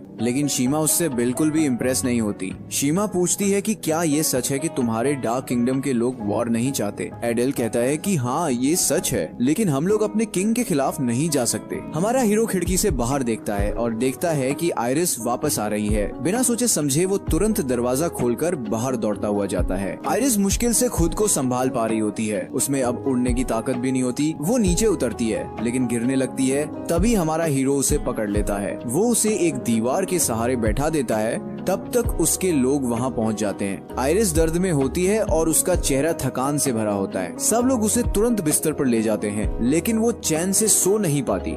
शीमा उसका इलाज करने आती है और बताती है कि आइरिस ने अपने शरीर को एक पावर के मीडियम के रूप में इस्तेमाल किया है, जो उसके लिए बहुत ही खतरनाक साबित हुआ है। शीमा फायोस से कहती है कि अब दोनों किंगडम्स के बीच के समझौते का नतीजा अडेल और हमारे हीरो को बता दिया जाए। फायोस पहले मना करता है क्योंकि वो आइरिस के पास रहना चाहता है, लेकिन आखिर में वो मान जाता है। थोड़ी देर बाद एडेल हमारे हीरो के रूम में आता है और मजाक में कहता है शीमा तो तुम्हारी टाइप की लगती है। फिर वो हिंट देता है कि शायद हमारे हीरो के दिल में क्वीन आइरिस के लिए कुछ फीलिंग्स हैं, लेकिन हमारा हीरो तुरंत मना करता है और कहता है कि मैं सिर्फ उनकी हेल्थ को लेकर चिंतित हूँ। एडेल को एहसास होता है कि उसने थोड़ा ज्यादा बोल दिया, तो वो माफी मांगता है। जैसे ही वो निकलने वाला होता है, फायोस जोर से दरवाजा खोलता है और गुस्से में कहता है कि तुम किसी के रूम में बिना परमिशन के एंटर कैसे कर सकते हो। एडेल हमेशा की तरह शांत रहता है और हंस के कहता है कि मुझे लगा नहीं था कि इतनी रात को नाइट कमांडर खुद आ जाएंगे। हमारा हीरो फायोस से पूछता है कि अभी क्वीन का हाल कैसा है। फायोस पहले गुस्से से बोलता है कि तुमसे मतलब, लेकिन फिर थोड़ा कामली बोलता है कि वो जल्द ठीक हो जाएंगी। फिर फायोस उन्हें बताता है कि बॉल को मार दिया गया है और समझौते की टर्म सफलता से पूरी हुई है। मिशन अब कंप्लीट हो चुका है। अरेल कहता है कि चलो क्वीन से अलविदा कहकर हम अपने किंगडम वापस चलते हैं। दूसरी तरफ ग्रोजा भी अपने घर लौट रही होती है और सोचती है कि वो घर जाकर एक लंबी सी हॉट बाथ लेगी। रास्ते में उसकी मुलाकात वालास से होती है। वालास उसे एक स्क्रॉल देता है और कहता है कि उसे ये किंगडम ऑफ व्हाइट्स तक पहुंचाना है। अब ये उसकी जिम्मेदारी है। इधर आइरिस थोड़ी बेटर फील कर रही होती है। एडेल और हमारा हीरो उसके सामने खड़े होते हैं। आरेल दिल से शुक्रिया कहता है और कहता है कि मेरे पास शब्दों में बताने के लिए वर्ड्स नहीं है कि आपने ब्लैक किंगडम की कितनी मदद की है। लेकिन आइरिस जो खुद इतनी तकलीफ से गुजर चुकी होती है, फिर भी वो अपने दर्द से ज्यादा सोचती है किंगडम ऑफ ब्लैक के आम लोगों के बारे में, जिन्हें वॉर में बहुत नुकसान हुआ है। वो दिल से दुआ करती है कि जो लोग डार्कनेस के किंग की सेवा नहीं करते, उनकी आत्मा एक दिन प्योर सोल के रूप में जन्म ले। तभी एडेल एक ऐसी बात कह देता है जो सबको शॉक कर देती है। वो कहता है कि वो किंग ऑफ डार्कनेस से मिलना चाहता है ताकि उसे समझा सके कि किंगडम ऑफ व्हाइट्स के साथ वॉर रोक दिया जाए। उसकी बातें किसी सुसाइड मिशन जैसी लगती होती हैं, लेकिन अडेल का मन अब पूरी तरह से बन चुका होता है। ये सब उसने फायोस को देखकर डिसाइड किया है और उसका मानना है कि यही एक रास्ता है जिससे दोनों किंगडम्स एक बेटर फ्यूचर की ओर बढ़ सकते हैं। तभी एक नाइट हॉल में आता है और बताता है कि ब्लैक किंगडम से एक और मैसेंजर आया है। आयरिस उसे परमिशन देती है अंदर आने की। वो मैसेंजर ग्रोजा होती है। वो अंदर आती है, वो झुकती है और क्वीन को एक स्क्रॉल देती है जो वो किंग ऑफ डार्कनेस की तरफ से लाई होती है। जब आयरिस उस मैसेज को पढ़ रही होती है, ग्रोजा एक नजर हमारे हीरो पर डालती है और देखती है कि उसकी आंखें सिर्फ आयरिस पर टिकी हुई हैं। ये देखकर ग्रोजा काफी जेलस फील करती है। इसके बाद आयरिस डिक्लेयर करती है कि किंग ऑफ डार्कनेस ने एक पीस पीरियड की डिमांड की है ताकि दोनों तरफ बॉल के अटैक से जो डैमेज हुआ है उसका कुछ रिकवरी हो सके। सब लोग हैरान रह जाते हैं। फायोस कहता है कि अब अडेल को अपनी जिंदगी दांव पर लगाने की जरूरत नहीं है। आयरिस मुस्कुराकर हाँ कहती है और कहती है कि मैं भी किंग की रिक्वेस्ट को एक्सेप्ट करती हूँ। अब आयरिस थोड़ा ठीक फील करती है तो वो डिसाइड करती है कि सबको एक छोटी सी टूर पर ले जाए जहाँ वो किंगडम ऑफ वाइट्स को एक्सप्लोर कर सके। जब सब पैलेस से निकलते हैं तभी उनकी मुलाकात थियो से होती है जो एक ट्री के पास कुछ कर रहा होता है। थियो उन्हें देखकर एक्साइटेड होता है, लेकिन जैसे ही उसे पता चलता है कि कुछ लोग ब्लैक किंगडम से हैं, वो डर के मारे अपनी बहन के पीछे छुप जाता है। एडेल हंसते हुए कहता है कि अरे चिंता मत करो, हम तुम्हें खाने नहीं वाले। शीमा भी मुस्कुराती है और अग्री करती है, लेकिन ग्रोजा फिर से जेलस से भर जाती है जब वो देखती है कि आयरिस की नजर बार बार हमारे हीरो पर जा रही है। फिर ग्रोजा का चेहरा थोड़ा सॉफ्ट हो जाता है जब वो थियो को देखती है। थियो धीरे धीरे बाहर आता है और उन्हें देखकर सोचता है कि हर ब्लैक किंगडम का आदमी बुरा नहीं होता है। सब उससे पूछते हैं कि तुम यहाँ क्या कर रहे हो। थियो एक इंजर्ड बर्ड दिखाता है जो उसके हाथों में होता है। फिर वो एक हाथ ट्री पर रखता है और दूसरा हाथ उस बर्ड पर, और तभी वो अपनी हीलिंग मैजिक यूज करता है जिसे वो ट्री के थ्रू बर्ड तक भेजता है। धीरे धीरे वो छोटी सी चिड़िया ग्लो करने लगती है। सब हैरान हो जाते हैं। शीमा एक्सप्लेन करती है कि ये स्पेल मैंने ही इसे सिखाया था। थियो में मैजिक का अच्छा टैलेंट है। तभी फायोस थोड़ा आगे बढ़ता है और याद दिलाता है, थियो तुम्हें नाइट्स ज्वाइन करना था, याद है? थियो हंसकर कहता है कि मैं आ गया ना तो तुम्हें वाइस कमांडर बना दिया जाएगा। ये सुनकर सब लोग जोर जोर से हंसने लगते हैं। थियो के कॉन्फिडेंस ने सबका मूड ठीक कर दिया। जब वो छोटी सी चिड़िया ठीक हो जाती है तो अपने साथी के साथ उड़ने लगती है। ग्रोजा हंसकर कहती है, यहाँ के बर्ड्स कितने चीयरफुल और वेल बिहेव्ड हैं। हमारे ब्लैक किंगडम के जैसे नहीं, वहाँ के बर्ड्स सिर्फ शोर मचाते हैं और प्रॉब्लम्स क्रिएट करते हैं। फायोस तुरंत रिप्लाई करते हुए कहता है कि वही बात तुम लोगों के एनवॉयस पर भी लागू होती है। सबके सब ब्लैक यूनिफॉर्म में ही आते हो। अडेल कामली कहता है कि और यहाँ के लोग भी कुछ अलग नहीं है, हमेशा बस व्हाइट कपड़े पहनते हैं। ये सुनकर आयरिस मुस्कुरा देती है और उसकी मुस्कान देखकर हमारे हीरो का दिल जोर जोर से धड़कने लगता है, लेकिन ग्रोजा को ये बिल्कुल भी पसंद नहीं आता। तभी ग्रोजा एक आइडिया देती है और कहती है कि क्यों ना हम सब एक दूसरे के कपड़े ट्राई करें। बॉयज बिना सोचे हाँ कह देते हैं। एडेल और फायोस सबसे पहले आउटफिट एक्सचेंज करते हैं। दोनों थोड़ा ऑकवर्ड फील करते हैं लेकिन फिर भी ट्राई कर लेते हैं। एडेल हमारे हीरो से कहता है तुम भी ट्राई करोगे, लेकिन वो सीधे मना कर देता है। अब लड़कियों की बारी आती है तो सब ड्रेसिंग रूम की तरफ निकल पड़ती हैं। ग्रोजा सोचती है कि उसे किसकी ड्रेस ट्राई करनी चाहिए। वो आयरिस की ड्रेस चुनती है जो आयरिस को थोड़ा ऑकवर्ड फील कराता है। तब शीमा सजेस्ट करती है अगर ग्रोजा को क्वीन की ड्रेस पहननी है तो आयरिस तुम ग्रोजा की ड्रेस ट्राई करो। ग्रोजा तुरंत अपनी ड्रेस उतार देती है और आयरिस उसे पहन लेती है, लेकिन ड्रेस उसके साइज से थोड़ी बड़ी होती है। ग्रोजा फेक तारीफ करते हुए कहती है कि मेरी ड्रेस तुम पे तो बड़ी अच्छी लग रही है, चलो सबको दिखाओ। आयरिस थोड़ा इरिटेट होती है, उसे ड्रेस अच्छी नहीं लगती। ग्रोजा चाहती है कि आयरिस हमारे हीरो के सामने ऑकवर्ड लगे। तभी शीमा कहती है कि चलो ग्रोजा अब तुम मेरी ड्रेस ट्राई करो। ग्रोजा मान जाती है। इसके बाद जब सब बाहर आते हैं तो बॉयज काफी बोर्ड लग रहे होते हैं, लेकिन हमारा हीरो सिर्फ आयरिस को ही देख रहा होता है, बिल्कुल लॉयल और फोकस्ड। एडेल और फियोस कॉम्प्लीमेंट देते हैं कि तुम लोग तो कमाल लग रहे हो। फिर एडेल हमारे हीरो से पूछता है कि बताओ भाई तुम्हें कैसी लगी। हमारा हीरो सिर झुकाकर कैजुअली कहता है कि दोनों अच्छे लग रहे हैं। उसके बाद सब डिसाइड करते हैं कि चेस खेलेंगे, लेकिन इस बार चेस पीसेस एनिमल्स जैसे होंगे, जैसे कैट्स, लायंस एटसेट्रा। लेकिन सरप्राइजिंगली फायोस जो कि नाइट कमांडर है हर बार हार जाता है। वो फ्रस्ट्रेट हो जाता है लेकिन हार मानने के लिए तैयार नहीं होता। शीमा कहती है कि लगता है अब सबको रेस्ट चाहिए, लेकिन आयरिस कहती है कि मैं नहीं जा रही, मुझे रेयरली मौका मिलता है सबके साथ टाइम स्पेंड करने का। थियो क्यूट टोन में कहता है आप रानी हो ना, आप तो डेली बाहर आ सकती हो। शीमा कहती है कि नहीं, थियो रानी होने का मतलब है ज्यादा रिस्पॉन्सिबल होना होता है, उन्हें अपने रूम में रहना पड़ता है, किंगडम का ध्यान रखना देखना पड़ता है। हमारा हीरो उसकी तरफ सीरियस आंखों से देखता है और थोड़ा उदास महसूस करता है। अचानक उसके पेट से आवाज आती है। वो थोड़ा शर्मा जाती है और उसी वक्त हमारे हीरो के पेट से भी आवाज निकलती है। शीमा सजेस्ट करती है कि सब मिलकर डिनर करें। शीमा किचन में जाकर डिनर बनाती है और बाद में टेबल पर कई तरह के डिशेस सेट करती है। ग्रोजा अपने किंगडम से लाई हुई एक स्पेशल डिश लेकर आती है। हमारा हीरो ब्रेड खाता है और व्हाइट किंगडम के नए खाने का टेस्ट ट्राई करता है। आयरिस उससे पूछती है कि उसे कैसा लगा, लेकिन एडेल पहले बोल पड़ता है कि ये फूड पैलेस जैसा ही फीका है। फायोस डिसएग्री करता है और कहता है कि टेस्ट तो काफी अच्छा है। ग्रोजा भी थोड़ा ट्राई करती है और उसे फूड प्लेन लगता है तो वो ब्लैक किंगडम से लाया एंचोवी सूप ऑफर करती है। लेकिन जब सब उसका सूप टेस्ट करते हैं तो पता चलता है कि वो बहुत ज्यादा सॉल्टी है। तब सबको समझ आता है कि अडेल को यहाँ का फूड क्यों फीका लगा, क्योंकि उसे तो सॉल्टी खाने की आदत है। फिर हमारे हीरो को एक आइडिया आता है। वो एक स्पून ग्रोजा के सूप का प्लेन डिश में मिक्स करता है और टेस्ट काफी अच्छा हो जाता है। सब लोग उसे कॉपी करते हैं और अग्री करते हैं कि दोनों किंगडम्स के फूड का कॉम्बिनेशन परफेक्ट फ्लेवर देता है। सब लोग खाते रहते हैं जब तक सारा खाना खत्म नहीं हो जाता।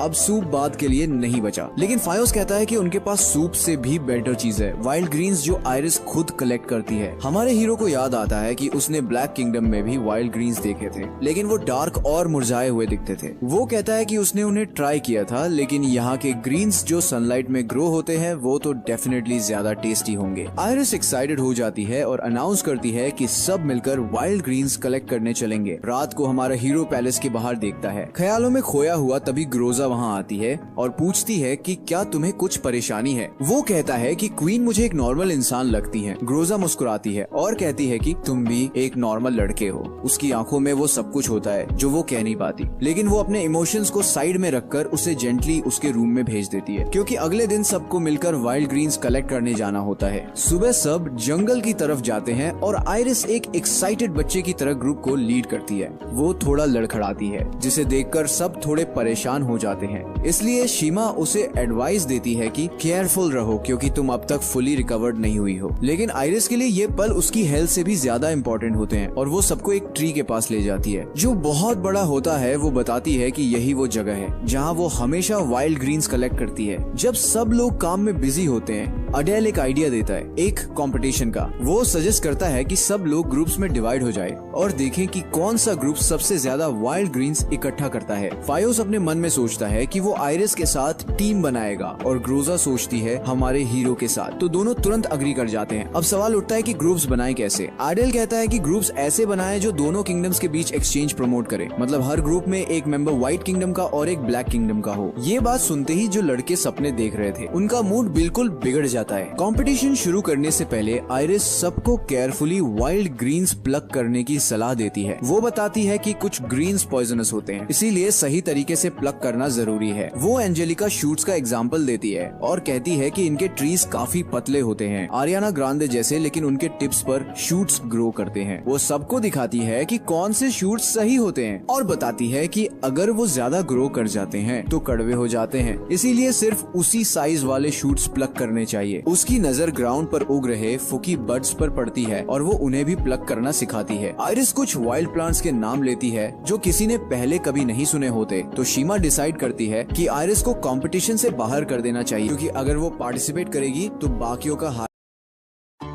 तभी इस मौके का फायदा उठाने के लिए यूनो सीमा को अपनी जोड़ी बनाने को कहता है। ये बात को सुनकर सीमा कहते हैं कि तुम अचानक इतने फैमिलियर होने की एक्टिंग क्यों कर रहे हो, जिसके जवाब पर यूनो कहने लगा, इससे हमारी दोस्ती और भी गहरी होने में मदद मिलेगी। वो बात को सुनकर सीमा ब्लश करते हुए उसको बताने लगी, मैं तुम्हारे साथ काम करने के लिए एक्साइटिंग हूँ।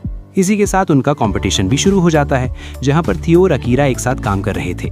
तभी उनको एक हब दिखाई दिया, लेकिन उनको मालूमात नहीं थी कि उसको खाया जाता है कि नहीं, इसलिए आयरिश से पूछते हैं, जिसको देखकर आयरिश बोलती हैं, स्टिल वो है, इसको उबालकर खाया जा सकता है।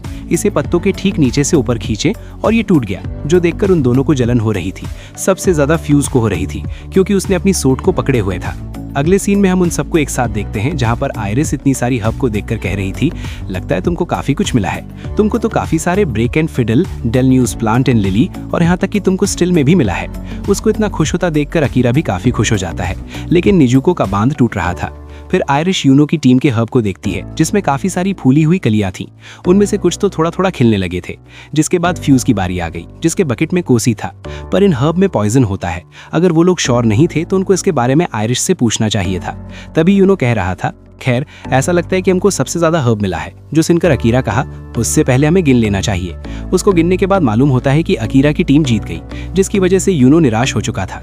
दूसरी तरफ आयरिश ने कहा, अब हम सभी तुम्हारे द्वारा चुनी गई सब्जियां इस्तेमाल करेंगे। और उनको एंजॉय करता देखकर अकीरा काफी ज्यादा खुश हो जाता है, जो देखकर यूनो कहता, तुम किस लिए मुस्कुरा रहे हो? जिस पर फ्यूज बताता, प्रिंसेस हमारे लिए खाना बना रही है, मैं काफी ज्यादा खुश हूँ। जिस बात पर थियो कहने लगा, मुझे यकीन है हम सब जब एक साथ खाएंगे तो ये काफी ज्यादा टेस्टी हो जाएगा। ये बात को सुनकर सीमा उन लोगों से कहने लगी, तो फिर चीजों को तैयार करने में हमारी मदद करो। वैसे क्या तुम लोग कुछ सूखी लकड़ियां लाओगे और हम पानी निकालेंगे? जिस पर निजुको उसामा भी अग्री कर गई। उनकी ऐसी बातों को सुनकर आयरिश ने कहा, अगर तुम पानी की तलाश कर रहे हो तो मैं एक अच्छी जगह जानती हूँ, चलो साथ चलते हैं। नेक्स्ट सीन में अकीरा लकड़ियां बीनते हुए कह रहा, तो ये गर्म है, ऐसा लगता है कि ये मृत शाखाएं अभी भी जीवित हों। दूसरी तरफ आयरिश सब्जियां धोते हुए बोलती, कड़वाहट को दूर करने के लिए इनको भिगोना होता है।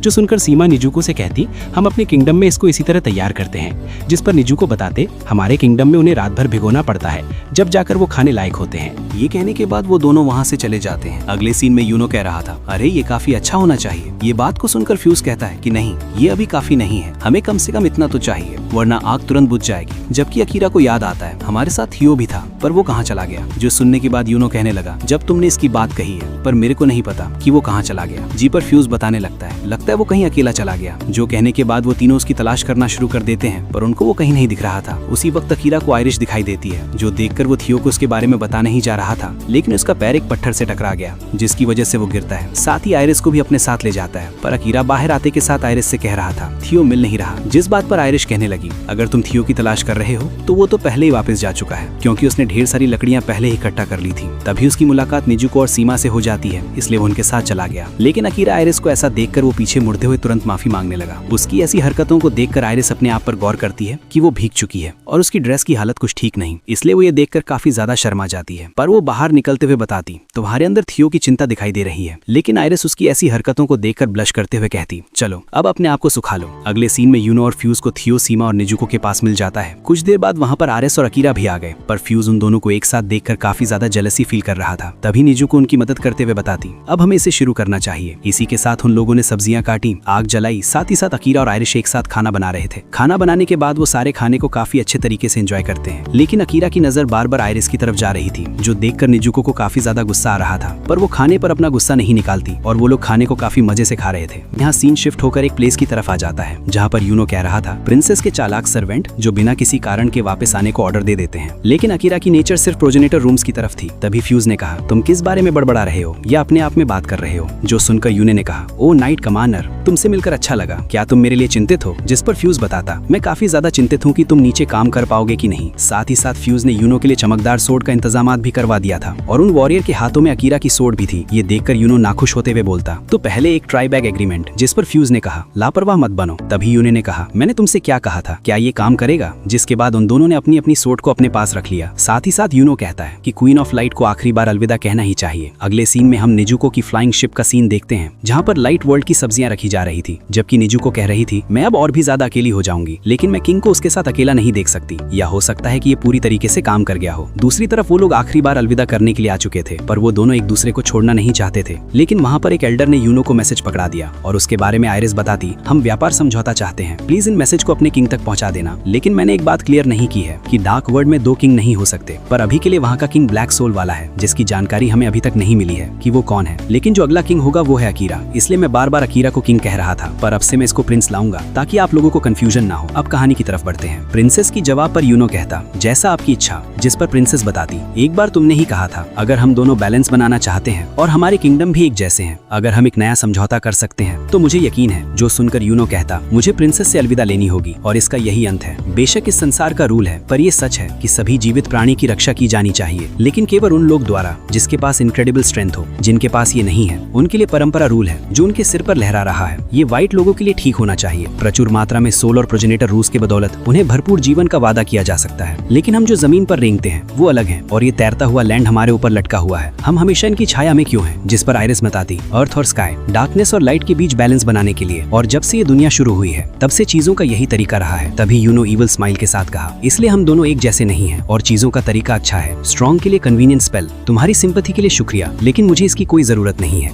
ये कहते ही यूनो अपनी डीमन पावर को एक्टिवेट करते हुए आयरिश पर अटैक कर देता है। उसी वक्त आयरिस को बचाने के लिए अकीरा यूनो को बीच से काट देता है, पर उसको मारते समय वो काफी ज्यादा निराश हो रहा था और उसकी ऐसी हालत को देखकर आयरिस भी उसकी फीलिंग को समझ रही थी। दूसरी तरफ फ्यूज काफी गुस्से में अकीरा को बेरहमी से पकड़ते हुए कहने लगा, तुम जंगली, तुम लोग इंसान नहीं हो। साथ ही साथ वो उसको मारने भी लगता है। मारने के दौरान कहता, मैंने देखा है कि तुम्हारा किंगडम कैसे काम करता है। मैं कितना बड़ा निकम्मा था जो तुम दोनों पर भरोसा कर रहा था। अगर तुम ऐसा ही चाहते हो तो मैं तुम्हारे अस्तित्व को ही मिटा दूंगा, और जहां पर तुम कुत्तों की तरह रेंगते हो उसका तहस नहस जरूर होगा। और उसको इतनी बेरहमी से मार खाता देखकर आयरिस भी उसके लिए कुछ भी नहीं कर पा रही थी, पर वो उसको काफी धीरे से रुकने के लिए कहती है। लेकिन वो लोग अकीरा को बांधते हुए काल कोठली की तरफ ले गए, पर उससे पहले फ्यूज बोलता, बाद में मैं तुमसे भी लूंगा। जिसके बाद सीमा और एल्डर आयरिस को वहां से ले जाने लगे। अगले सीन में निजू लाइट किंगडम की सब्जियां पकड़ते हुए कहने लगी, जब मैं यहाँ पर दोबारा आऊंगी तो उनके लिए कुछ स्पेशल होगा। उसी वक्त एक गार्ड आते के साथ कहता है, ऐसा लगता है कि मैसेंजर को गिरफ्तार कर लिया गया है। उसकी ऐसी बातों को सुनकर निजू को कहती, तुम्हारा क्या मतलब है? जिस पर चौथा गार्ड बताता, मैं रीजन नहीं जानता। तभी निजुको ने कहा, तो फिर उन दोनों का क्या हुआ? उसी वक्त वहां पर नाइट भी आ गए, जो देखकर वो गार्ड बिना समय गवाए फ्लाइंग शिप को चालू कर देता है। फिर हम शाम का सीन देखते हैं जहां पर फ्यूज पछताते हुए कह रहा था, हमारे किंगडम के बीच फ्रेंडशिप, अरे यार मैं पागल हूँ। उसकी ऐसी हालत को देखकर सीमा बताती, ये ठीक है क्योंकि हम आयरिस को बचाने में कामयाब रहे। ये बात को सुनकर फ्यूज भड़कते हुए बोला, ये ठीक कैसे है? पर वो माफी मांगते हुए कहता, सीमा, थियो मुझे अब और समझ में नहीं आ रहा। क्या अब बैलेंस का मतलब विरोध है और नाइट इंटरनिटी तक लड़ने के लिए तैयार है? अगर हाँ तो क्या प्रिंसेस? जिस बात पर थियो कहने लगा, ऑल इंटरनिटी, तुमने अभी तक इनका एक्सपीरियंस नहीं किया होगा तो उसके बारे में चिंता क्यों करें? कौन इंटरनिटी तक जिंदा रहा है? कल मेरी पड़ोस के बच्चे से लड़ाई हो गई, लेकिन वो लड़ाई हमेशा के लिए नहीं चलेगी। ये बात को सुनकर तुम मुझ पर गुस्सा हो जाओगे, लेकिन क्या बड़े लोग ऐसा नहीं करते? जिसके जवाब पर फ्यूज उसको बताने लगा, लेकिन तुमको एक दिन इसके बारे में जरूर पता चलेगा। अगले सीन में आयरिस कह रही थी, अर्थ पर ब्लैक स्काई में व्हाइट बैलेंस के साथ डीमन को एक दूसरे से क्यों लड़ना चाहिए? प्रोजेनेटर रूस इस संसार की रीत है कि डार्क और लाइट एक दूसरे से नफरत रखें। शायद मैं उस नफरत के आगे टिक नहीं पाऊंगी। उसी वक्त रूस कहते कि क्वीन ऑफ लाइट, तुमको जल्दी फैसला करना होगा कि तुम किसकी रक्षा करना चाहती हो। नेक्स्ट सीन में हम अकीरा को देखते हैं जहां पर वो सोच रहा था, मुझको इतना मारने के बाद इस काल कोठली में फेंक दिया, लगता है मैं ऐसी के काबिल हूँ। पर उसी समय मैंने क्वीन ऑफ लाइट की रक्षा की। हम व्हाइट किंगडम के साथ फ्रेंडशिप मजबूत करने के लिए आए थे। शायद ये ऐसा होना ही था, लेकिन अगर यूनो को मेरी जानकारी के बिना क्वीन ऑफ लाइट को मारने का सीक्रेट ऑर्डर मिला होता, अब मेरे को कुछ भी समझ में नहीं आ रहा कि मैं किसको सिलेक्ट करूं और मैं उस समय क्या करना चाह रहा था। जहां पर वो यूनो को मारने के साथ कहने लगा, डार्क किंगडम और उसके लोग एक जैसे हैं, क्योंकि हमारे पास किंग के ऑर्डर को मानने के अलावा कोई और ऑप्शन नहीं था। लेकिन हमारे बारे में बुरा मत सोचो, पर ऐसा नहीं है, ये माफीनामा नहीं था और ये वो बात नहीं है जो मुझे क्वीन ऑफ लाइट को बताने की जरूरत है। उसके ये कहने के बाद वहाँ पर काफ़ी ज़्यादा रोशनी फैल जाती है, जिसके बाद वहाँ पर हम एक बिल्ली को देखते हैं और वो उसके लिए गेट भी खोल देती है। इसी के साथ अकीरा उस बिल्ली के पीछे पीछे जाने लगा और वो देखता है कि वहाँ पर आसपास कोई भी गार्ड नहीं है, लेकिन जहाँ पर गार्ड थे वो उनसे बचते बचाते हुए छत से जाने लगा। लेकिन ये सफ़र उसके लिए काफ़ी ज़्यादा लंबा था, पर वो वहाँ पहुँच जाता है जहाँ पर उसको जाना था। साथ ही साथ हम वहाँ पर अकीरा की वो 2 सूट भी देख पाते हैं। यहाँ तक पहुँचने के बाद वो व्हाइट बिल्ली एक प्रोजेनेटर रूम्स में बदल जाती है, जिसके अंदर आयरिस कैद थी, जो देखकर अकीरा उस क्रिस्टल को छू लेता है, जिसकी वजह से वो क्रिस्टल टुकड़ों टुकड़ों में बिखर गया और आयरिस गिरकर अकीरा की बाहों में समा गई। और वहाँ पर कुछ देर आराम करने के बाद आयरिस को होश आ जाता है। तभी वो अपने सामने अकीरा को देखकर काफी ज्यादा खुश हो जाती है। साथ ही साथ वो उसका हाथ भी पकड़ चुकी थी। इसी के साथ वहाँ पर काफी बढ़िया रोमांटिक माहौल क्रिएट हो जाता है, जबकि आयरिस कह रही थी, जब हम इस तरह हाथ जोड़ते हैं लेकिन हम एक दूसरे को सपोर्ट कर सकते हैं और फिर भी लाइट ही सब कुछ नहीं है, इसलिए हम दोनों मिलकर एक बैलेंस क्रिएट कर सकते हैं। जिस पर अकीरा गहरी सांस लेते हुए बताता, मैं तुमको बचाऊंगा। ये कहते ही वो आयरिस को अपने गले लगा लेता है। फिर कहता, मेरी भी यही इच्छा है, अगर इससे हमारे दोनों किंगडम के लोग खुश होंगे तो मैं तुमको सपोर्ट जरूर करूंगा, यहाँ तक कि हर जगह। और मैं चाहता हूँ कि तुम फॉलो करो वो रास्ता जिस पर तुम विश्वास करती हो। और मैं तुमको एक बात बताना चाहता हूँ, मैं सक्सेसर हूँ king of darkness, the Prince of darkness. जो सुनकर आयरिस कहती कि हाँ, मैं ऐसे फील कर सकती थी। ये बात को सुनकर अकीरा कहता कि मैं थ्रोन पर जरूर बैठूंगा, फिर हम दोनों मिलकर दुनिया में शांति लाएंगे, मैं तुमसे इसका वादा करता हूँ। जो सुनने के बाद आयरिस ने कहा, लाइट और डार्कनेस, स्काई और अर्थ, चलो हम जहाँ हैं वहीं से एक दूसरे को सपोर्ट करते हैं। अकीरा कालकोकी में नहीं था, ये जानकारी चारों तरफ फैल चुकी थी, इसलिए वहाँ के सारे गार्ड उसी की तरफ बढ़ रहे थे। इसी के साथ अकीरा अपनी सूट को लेने के साथ आयरिस से बोलता, मैं जा रहा हूँ, तुमने मेरे लिए काफी कुछ किया है, इसलिए तुम्हारा शुक्रिया, और प्लीज समय आने तक इंतजार करो, तुम अकेले नहीं हो। दूसरी तरफ आयरिस कह रही थी, लाइट और डार्कनेस एक दूसरे के अपोजिट हैं, वो कभी कॉन्ट्रैक्ट नहीं करते, वो बैलेंस करते हैं, और मैं रखूंगी, मेरा तुमसे वादा है। अगले सीन में हम आयरिस को देखते हैं जो अकीरा द्वारा बिताए गए पलों को याद कर रही थी, और एक ऐसा पल आता है जब अकीरा ने अपने सबसे अच्छे दोस्त को खो दिया, लेकिन लास्ट में वो जाते हुए कहता, हम मिलकर इस दुनिया में शांति लाएंगे, मैं तुमसे वादा करता हूँ। नेक्स्ट सीन में हम उसी जगह का सीन देखते हैं जहाँ पर आयरिस पर दोबारा से हमला हो चुका, और वो उन डीम को अपनी मून सोर्ट से ही मार रही थी, लेकिन वो संख्या में ज्यादा थे, पर आयरिस भी अपनी हिम्मत को दिखाते हुए उन डीम का खात्मा कर रही थी। इसकी वजह से आयरिस कमजोर भी पड़ जाती है, पर वो कोशिश करते हुए अपने कैसल की ओर रवाना हो गई।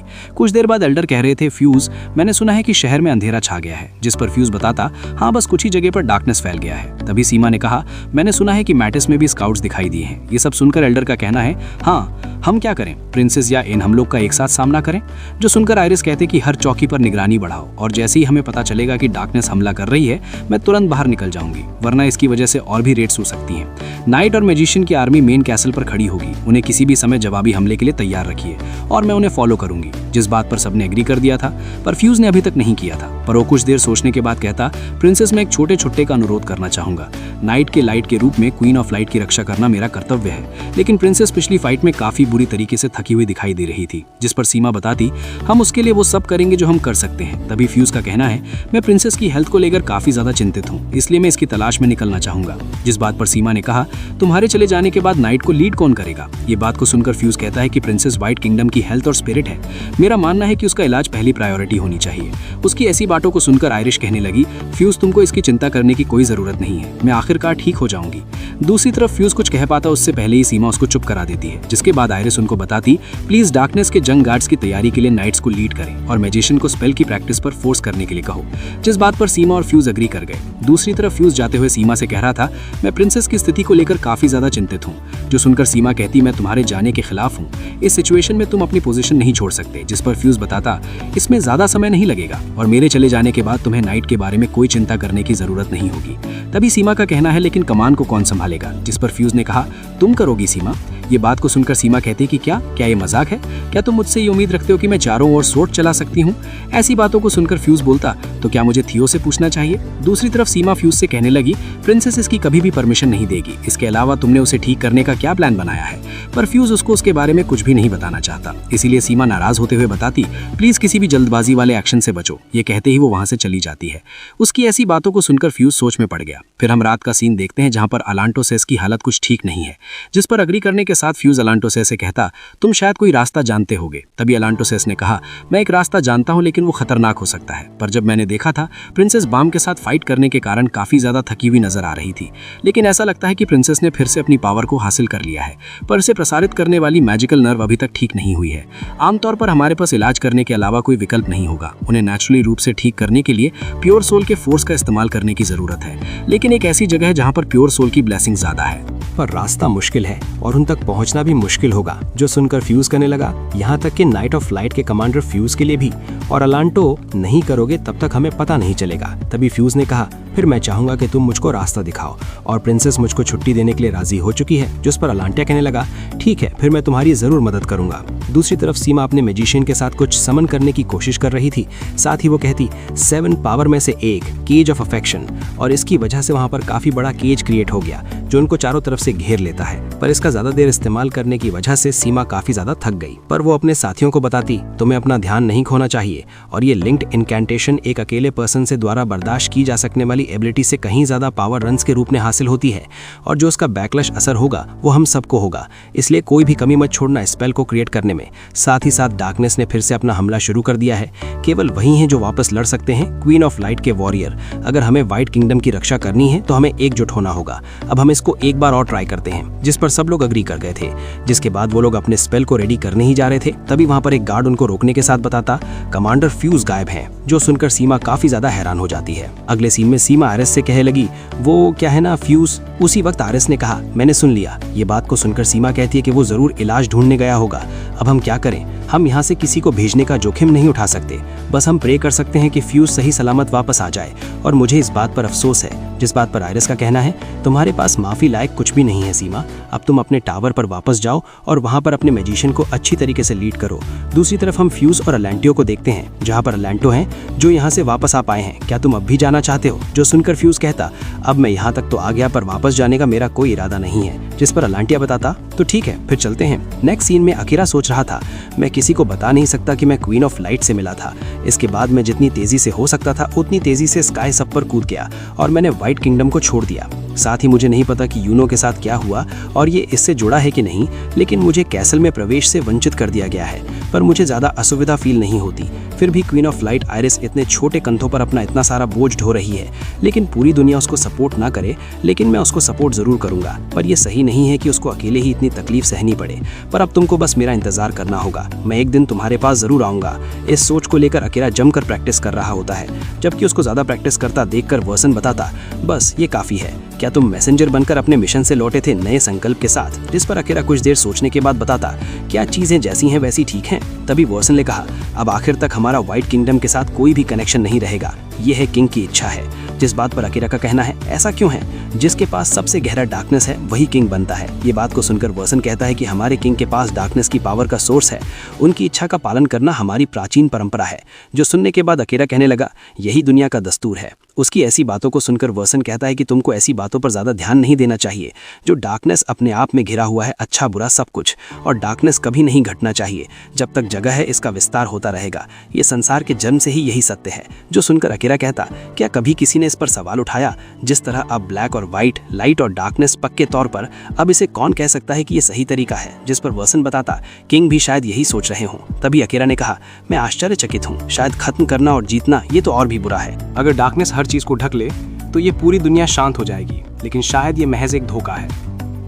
जिस बात पर वर्सन कहने लगा, सबसे आगे सोचना, लीड करना, परिणाम दिखाना किंग की ड्यूटी है। अनुमान के आधार पर फ्यूचर जजमेंट देना मेरी जगह नहीं है, और मुझे पता है जब तुम्हारा देना है उस रास्ते के लिए मेरा इस्तेमाल करना जिस पर तुम विश्वास करते हो। ये कहते ही वो दोनों दोबारा से शडमैनशिप की प्रैक्टिस शुरू करने ही जा रहे थे, तभी पीछे से नीजू को आते के साथ कहने लगी, प्रिंस और मुझे फ्रंट लाइन पर डीमन को खत्म करने का ऑर्डर दिया गया है। ये सुनकर अकीरा ने कहा, क्या ये किंग का ऑर्डर है? जिस पर नीजू को बताती है, हाँ। किंग ने कहा कि वो नॉर्मल आर्मी के लिए काफी ज्यादा पावरफुल है। अगले सीन में हम ब्लैक आर्मी का सीन देखते हैं, जिनको वर्सन रीड कर रहा था, लेकिन वो उससे पहले किंग से मिलने के लिए चला जाता है। जहां पर पहुंचने के साथ वर्सन कहता है कि किंग आर्मी ऑर्डर में है। ये कहते ही वर्सन वहां से चला गया। उसके जाने के बाद किंग कहता है, यदि लाइट और डार्कनेस छिपा हो, लेकिन एक बार फिर डार्कनेस के साथ समान रूप से मुलाकात हो, तो ये आसानी से बुझ जाएगा। नेक्स्ट सीन में नीजू को कह रही थी, मैंने सुना है कि वो यहीं पर दिखाई दिए थे। ये बात को सुनकर अकीरा कहता है कि ये जगह तो भूल भुलैया है। जिस पर नीजू को बताती, हमें ध्यान रखना होगा कि हम खो ना जाएं। इसके बाद वहां पर मॉन्स्टर भी आ जाते हैं। इसके बाद उनके दरमियान फाइट शुरू हो जाती है, जहां पर अकीरा और नीजू को उन मॉन्स्टर को एक एक करके मार रहे थे, और उनका खात्मा करने के बाद नीजू को कहते हैं कि वो तो काफी ज्यादा आसान था, लगता है वो मॉन्स्टर ही गलत थे। ये कहते ही वो वहां से चले जाते हैं। कुछ देर सफर करने के बाद उनको फ्लाइंग शिप दिखाई दी, जो देखकर नीजुको का कहना है तो डार्कनेस का किंग व्हाइट किंगडम के साथ शांति समझौता नहीं करेगा। उसके ये कहने की देरी थी, तभी वहां पर काफी सारे फ्लाइंग मॉन्स्टर आ जाते हैं, जिनको देखकर वो दोनों उन मॉन्स्टर का सामना करने लगे, और वो इतने सारे थे कि उन लोगों को इनका सामना करने में काफी ज्यादा परेशानी होने लगी। साथ ही साथ इजुको जहां पर खड़ी थी वहां की चट्टान टूट गई, जिसकी वजह से वो नीचे की ओर गिर जाती है, जो देखकर अकीरा उसको बचाने के लिए खाई में कूद जाता है और समय पर पहुंचकर अपनी सोर्ड की सहायता से नीजुको को बचाने में कामयाब रहा। जबकि वो लोग नीचे पहुंचने के बाद नीजुको तुरंत साइड में खड़ी हो जाती है। साथ ही नीजुको उसका शुक्रिया अदा भी कर रही थी, जिस पर अकीरा बताता, ये कुछ भी नहीं था, उससे भी जरूरी हमें वापस लौटना होगा। तभी वहां पर उनको तबाही का शोर सुनाई देता है, और वो और कोई नहीं बल्कि जायंट डीमन है, जो वहां की बाकी बचे डीमन का खात्मा कर रहा होता है, जो देखकर अकीरा नीजुको उसके साथ फाइट करने के लिए एकदम तैयार हो जाते हैं। फिर हम उस डीमन को देखते हैं जो उनकी तरफ काफी धीरे धीरे बढ़ रहा था। ये देखकर नीजुको अपने वेपन के साथ उस पर अटैक कर देती है, पर वो रुकने का नाम नहीं ले रहा था। तभी अकीरा अपनी सोर्ड के साथ उस पर हमला करने के लिए चला जाता है। इसी के साथ यहाँ सीन शिफ्ट होकर आयरिस की तरफ आ गया, जहां पर वो फाइट करने के लिए एकदम तैयार थी। दूसरी तरफ डार्कनेस आर्मी उनके किंगडम पर हमला करने के लिए आ चुकी, लेकिन उनका नाश्ता रोकने के लिए आयरिस उनके बीच में खड़ी थी, और इसका पता वहां के किंगडम के नाइट को भी हो चुका था। तभी हम फ्यूज और लैंटिया को देखते हैं जिनका सफर भी चालू हो गया था। मैं आयरिश सामा कुछ कह रही थी, कभी कभी मैं उलझन में पड़ सकती हूँ, मैं केवल व्हाइट किंगडम के लिए ही जिम्मेदार नहीं हूँ।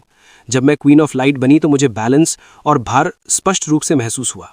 अगर ये नाकाम हो गए तो इस संसार का संपूर्ण अस्तित्व लड़खड़ा जाएगा। ये एक एब्सोल्यूट लो है। मुझे भी कभी कभी अजीब लगता है।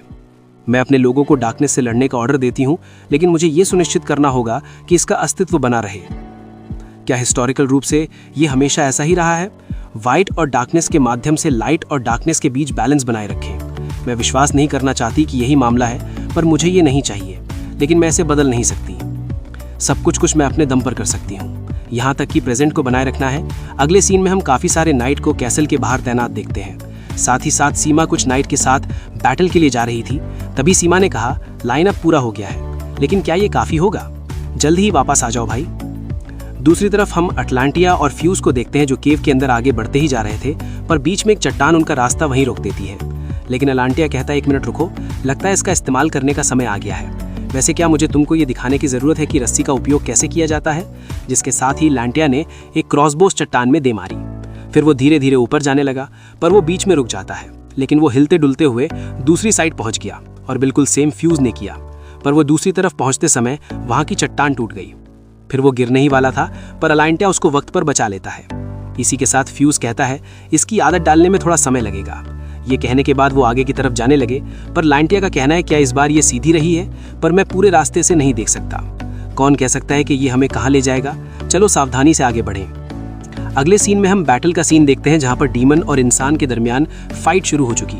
लेकिन उन डीमन की तादाद काफ़ी ज़्यादा थी, इसलिए एक वॉरियर मैदान में आते के साथ उन पर अटैक करने ही जा रहा था। लेकिन वो उन मॉन्स्टर को देखकर काफ़ी ज़्यादा डर जाती है, पर वक्त पर सीमा उन डीमन का खात्मा कर देती है। साथ ही वो कहती, ऐसा लगता है कि समय आ गया है और तुम लोग भूमि और लोगों की रक्षा करो, साथ ही हम इस जगह की रक्षा करेंगे। नेक्स्ट सीन में वो दोनों केव में मंडराते मंडराते काफ़ी ज़्यादा थक जाते हैं। यहाँ तक कि फ्यूज कहने लगा, लेकिन ये केव इतनी गहरी है, पर हमारे पास इस बारे में सोचने का समय नहीं है।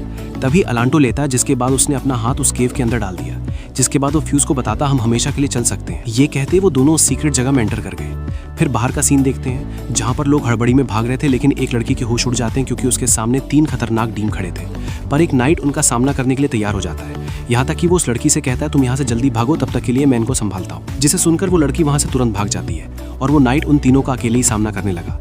दूसरी तरफ सीमा की एक वॉरियर उसको बताने लगी, सीमा सामा सिटी में मॉन्स्टर ने हमला कर दिया है। फिर हम सिटी की तरफ आते हैं, जहाँ पर नाइट उन मॉन्स्टर को सिटी में और अंदर घुसने से रोक रहे थे। ये सब देखकर सीमा परेशान होते हुए बोलती है, अब मुझे क्या करना चाहिए? अगले सीन में फ्यूज कह रहा था, अमेजिंग, क्या तुम रूस की पावर का इस्तेमाल किए बिना ये काम भी कर सकते हो? जो सुनकर अलांटिया कहता, नहीं, मैं इसका इस्तेमाल कर रहा हूँ क्योंकि मैंने यहाँ आने से पहले इसको संग्रहित किया है। जिस पर फ्यूज बताता है, मैं समझता हूँ, मुझे पता होना चाहिए था, केवल तुम ही इस मेंटस की मैग्नीटिया और समस्या उत्पन्न हो गई। पर फ्यूज काफी गुस्से में उस पर हमला कर देता है। जब उसकी सोड क्रिस्टल से टकरा रही थी, तभी वहां की क्रिस्टल का रंग बदल गया, जो देखकर अटलांटिया फ्यूज से कहा, लगता है मुझे कोई तरकीब मालूम पड़ती है, अब मुझे कोशिश करने दो। जिसके बाद उसने वाटर एलिमेंट से उस क्रिस्टल पे अटैक कर दिया, जिसकी वजह से उस क्रिस्टल का रंग नीला हो जाता है। ऐसा करते करते उसने फायर और थंडर से उन पर अटैक किया, जिसकी वजह से वहां पर 3 रंग क्रिएट हो चुके। फिर वहां पर एक गेट खुलने लगा। तभी फ्यूज ने कहा, मिस्टर अलांटो। ये बात को सुनकर अलांटो दोनों अपनी बात खत्म करने के बाद उस गेट में एंटर कर गए, जिसको देखकर फ्यूज बताता, क्या ये स्पार्कलिंग ड्रॉप है? मैं उसको अभी लेके आता हूँ। उसको वहां से जाता देखकर अलांटिया कहता, रुको, स्पिरिट काफी पावरफुल है, कोई नॉर्मल चीज इसे कभी भी समाहित नहीं कर पाएगी। तभी वो एक पत्थर उसी नदी में फेंकता है, पर वो पत्थर अपने आप ऊपर आते हुए ब्लास्ट हो गया। जिसके बाद अलांट बताता, हमें पीछे हटने और सावधानी बरतने की जरूरत है। जिस पर एग्री करने के साथ फ्यूज उसमें एंटर कर गया, ताकि वो उस ड्रॉप को हासिल कर सके, जिसकी वजह से फ्यूज का कवच पिघल रहा था। पर वो उस दर्द को बर्दाश्त करते हुए आगे बढ़ता ही जा रहा होता है। साथ ही वो कह रहा था, हमारे पास समय नहीं है, जब हम यहाँ बात कर रहे हैं तब भी डार्कनेस अपना पंजा बढ़ा सकता है। इसके अतिरिक्त आयरिश मेरे लिए काफी ज्यादा जरूरी है, उसके बिना किंगडम। इसी के साथ उसने स्पार्कलिंग ड्रॉप हासिल कर ली। फिर वो उसको लेकर उस नरक से बाहर की तरफ निकल जाता है। अगले सीन में सीमा उन गीम से भाग रही थी, साथ ही साथ वो कह रही थी, नाइट को पैलेस में ले चलो, और वो खुद रुकते हुए अपनी एक स्पेल के साथ उस पर हमला कर देती है। पर यह काम सीमा का नहीं बल्कि आयरिश का था, लेकिन इसकी वजह से आयरिश सामा काफी ज्यादा कमजोर हो चुकी। लेकिन वो अपने आप को संभालते हुए सीमा से कहती, ग्रुक स्पेल। उसकी ये बात को सुनकर वो इस पर एग्री करने के साथ एक स्पेल कास्ट करते हुए कहने लगे, खुद को प्रकट करो, 7 पावर में से एक अफेक्शन का बैरियर। इसी के साथ वहां पर एक काफी बड़ा बैरियर क्रिएट होने लगा, जो इंसानों को अपने अंदर और डीन को बाहर की तरफ ढकेल रहा था। धीरे धीरे वो बैरियर पूरे किंगडम में फैल गया। ये देखकर आयरिश सीमा से कह रही थी, लेकिन बैरियर उन्हें ज्यादा समय के लिए रोक नहीं पाएगा, हमें पैलेस में वापस जाना होगा। ये कहते ही आयरी होश हो जाती है। साथ ही साथ फ्यूज और लांटिया उस केव से बाहर की तरफ आ गए, पर वो देखते हैं कि वहां की सिचुएशन ठीक नहीं है।